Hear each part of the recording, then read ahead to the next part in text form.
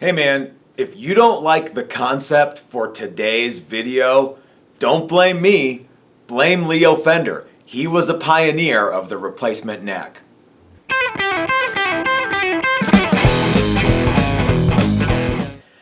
Hey everybody, this is Matt and we're at Texas Toast Guitars. Thanks for watching. So, last week we had a bit of a controversial video and I think that it's a good thing to go ahead and keep up the controversy. So we're going to make another video today about why I think you should not fix your Fender neck if it gets damaged, and why I think you should replace it with a different neck. So for all those people who are just going to go ahead and talk smack to me in the comment section, you don't even need to watch the rest of the video. You've already made up your mind. Go ahead and leave your hate mail in the comment section below, and I'll be sure to make fun of you later for doing that. Okay, all right. So for everybody who actually wants to know why I say that, let's dive right in. So back in the olden times, before even I was born, Leo Fender was a pioneer of the notion that the screw-in neck, or what he called the bolt-on neck, was a super cool feature because if anything ever happens to the neck, you just take the neck off and you can put a new neck on. There was lots of people who were going to say, well, you know what Leo Fender really wanted to do was, okay, fine. But the fact of the matter is that one of the cool features of the screw together guitar body and neck is that if something ever happens to the neck, you absolutely can replace it with another neck. Now, there's lots of other things that the bolt-on neck does great and are features of the screw together concept, but don't get sidetracked. That's a video for another time, okay? So I have in my hot little hands right here a Fender Custom Shop Telecaster neck, and I just so happen to have it in the shop. This is my good friend Richard Ryan's neck, and this is from 2005. And we don't do a lot of repair work, but I'm just holding it in my hand. We don't do a lot of repair work, but I do get calls often, people asking me, hey, can you fix my Fender neck? And well, first of all, we don't do repair, so I always say no. But it just perplexes me that anybody would want to repair this. So let's talk about some of the reasons why I would say you would not want to repair this, and then let's talk about some reasons or some examples of when I think it would be okay to do that. Okay, so let's say for the sake of conversation that you want to have a neck refretted. I think that's a terrible idea. Given the cost of refrets right now, having a company, a licensed company like say for the sake of conversation, Warmoth. I don't have any juice with Warmoth, but let's say Warmoth is a name that everybody knows.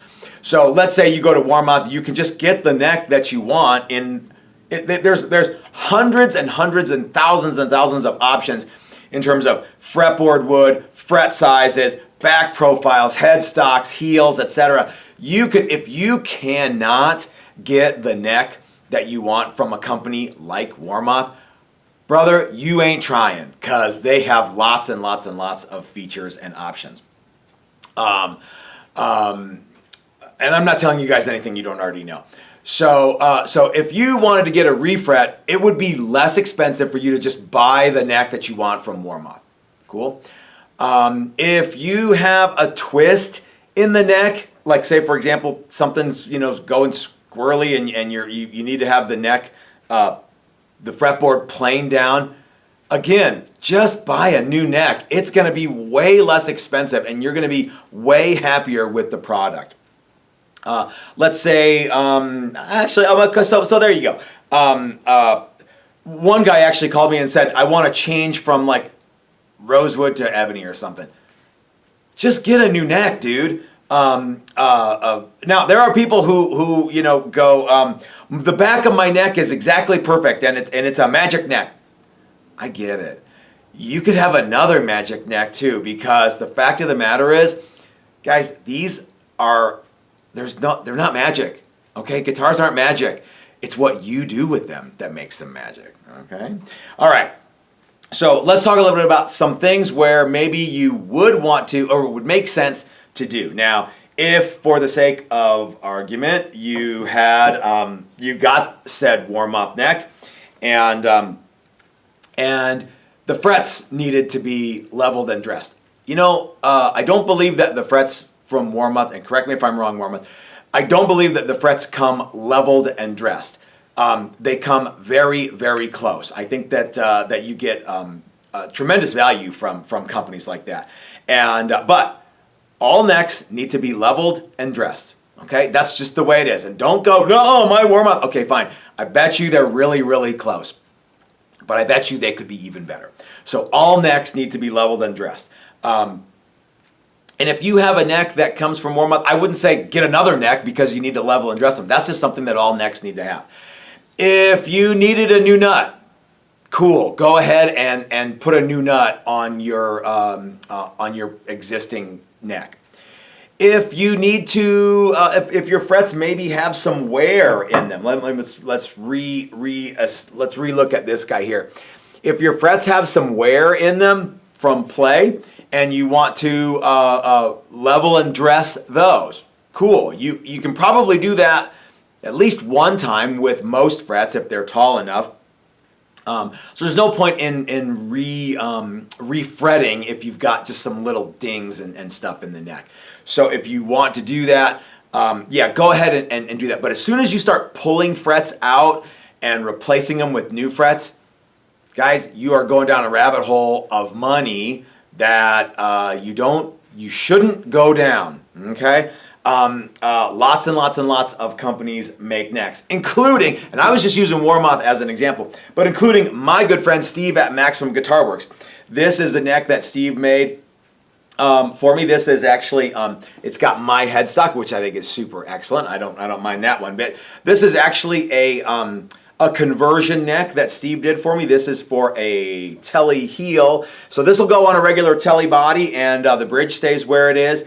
And this it takes your guitar from a 25.5 to a 24 3/4 scale. So boom, pop this on there and you've got a different scale length.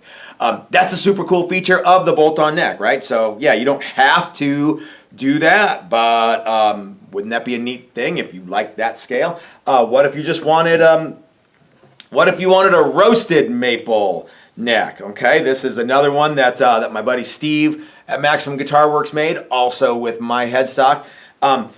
Imagine this, and I'm sure that somebody out there is thinking this right now. I have an all maple neck, but I want it to be roasted. Can I just put it in the roaster? Well, yeah, you can, but it's not going to work. Stuff shrinks and stuff moves around. So if you want a roasted maple neck, I can't believe I'm having to say this, but if you want a roasted maple neck, you can't just take a regular neck and put it in an oven and have it. You can do it, but it's not going to be right. The hot setup is to buy a new neck. So in this case, this is a roasted maple, and it's actually flat sawn with with a rosewood fretboard. Super nice. Steve makes these. You can get these in all sorts of different profiles. I think Steve has a couple right now. One's a V to C, which is fairly classic, like 50 style. One is like a modern C, and lots of wood choices. Inlay, stuff like that. You can get it fretted from Steve. I get them non-fretted because in the workshops that we do, where we build Fender style stuff, I want everyone to fret their own necks because I think that's a cool thing to know how to do.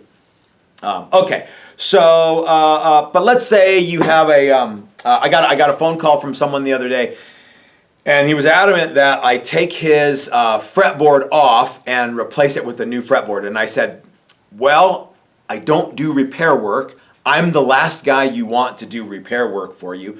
And he was adamant that I do it, and I'm like, sorry, sir, I don't do that. And then it degenerated into this whole thing. But he was telling me it was like a reissue Fender neck.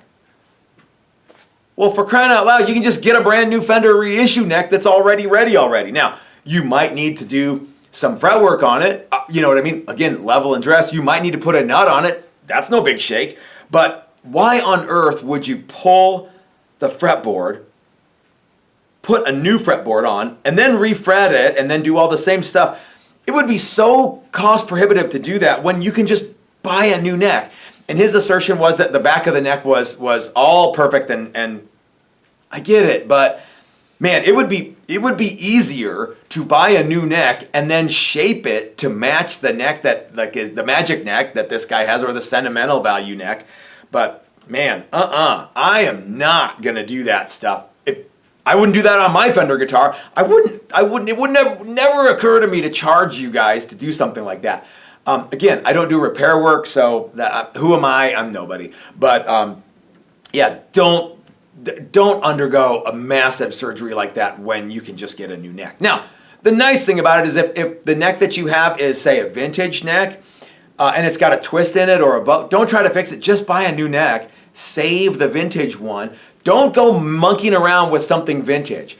Putting a new replacement neck on a vintage guitar, in my mind, which may not be that bright all the time, is a way better thing than having a dorked up neck that risking somebody ruining a vintage neck so that you can play it again. Again, just get a new neck, get a vintage spec neck. You can even get them from Fender and plop it right on there and play the guitar and enjoy it. And then if you ever decide that you need, for like financial reasons, you need to sell the guitar, well, you got two necks. Then you got the player neck, and then you got the the vintage thing. Most people don't have vintage guitars anyway. I know one guy who has a vintage guitar right now that is a legit one. Lots of people say stuff like, "Oh, my 62 reissue." Yeah, they're not real vintage. I'm not saying that you're that guy, but I get a lot of people who say, "Oh, I've got a 54 reissue." Okay, then that's just a brand new guitar that looks old. Get a new neck for it. Doesn't matter. Save the old one. The other thing is some of those reissue guitars might have a neck that's not as good as some of the other stuff. For example, if you have a flat saw neck and you want to get a quarter saw neck. You know what I mean? Like this right here, you can get a vertically oriented neck. That's what I would do. I think that'd be super cool. Don't worry, you can upgrade. Oh, that's another thing. You can upgrade tuners on something and you don't have to drill a bunch of holes in your vintage spec neck. So if you want to put something awesome like Hipshot tuners on a vintage neck, of course Hipshot does make that little trough that goes there so you don't have to drill new holes. But if you want to put modern tuners on a modern neck and put it in a vintage guitar so that you can play it out more, I don't know why you want to do it. But anyway, the fact of the matter is, don't go monkeying around with a vintage neck, even for repair work. And again, I'm not a repair guy, so it's easy for me to say that. You know what I should do? I should get another guy onto the video that is a repair tech who specializes in doing that, and we can kind of talk a little bit about the differences between upgrading to a new neck and repairing an old neck. Again, I'm the wrong guy to ask. So if any of you guys out there are repair guys and you want to come on my show and we can do an hour or 2 hours or 3 hours or 5 minutes of talking about the differences between repairing necks and replacing necks, I think that would be a fun topic, because I know I'm going to get a lot of people that go, "You don't know what you're talking about." And you know what? You're right. So I don't know what I'm talking about because I don't do repair work. Never said I did, and I don't. So totally different skill set. But anyway, gang, if you want to know what I think, here's what I think. It doesn't matter what I think. No, if you want to know what I think, if you have a Fender neck that needs work done to it that isn't simply leveling and dressing or a new nut or truss rod adjustment or something like that,